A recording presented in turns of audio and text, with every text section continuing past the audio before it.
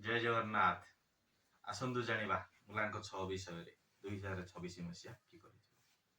ଯେଉଁମାନଙ୍କ ଜନ୍ମ 6, 15 ଆଉ 24 ସେମାନଙ୍କର ମୁଲାଙ୍କ 6। ଦେଖିବା କିପରି କଟିବ ଏ ବର୍ଷ। ଏ ବର୍ଷ ସେମାନେ ଯଦି କିଛି ନୂଆ ବିଜନେସ୍ ଆରମ୍ଭ କରିବାକୁ ଚାହୁଁଛନ୍ତି ବହୁତ ଭଲ ହେବ।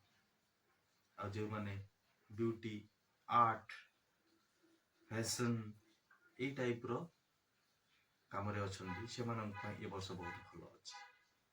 ଆପଣଙ୍କ କର୍ମକ୍ଷେତ୍ରରେ ଆପଣଙ୍କ ସହଯୋଗୀମାନଙ୍କ ସହିତ ସମ୍ପର୍କ ଭଲ ହେବ। ଏ ବର୍ଷ ଆୟ ବହୁତ ଭଲ ରହିବ।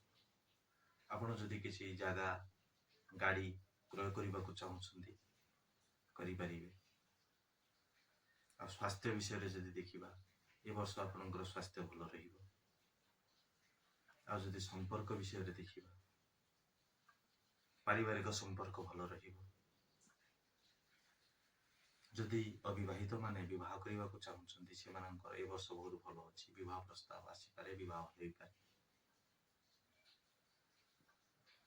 ଗୀତ ଗଲା, କଣ ହବ କଣ ନାହିଁ ଆସନ୍ତୁ ପ୍ରତିକାର କିଛି ଜାଣିବା। ପ୍ରତି ଶୁକ୍ରବାର ଦିନ ଧଳା ବସ୍ତ୍ର ପରିଧାନ କରନ୍ତୁ, ଶୁକ୍ରଙ୍କର ମନ୍ତ୍ର ଜପ କରନ୍ତୁ ଏବଂ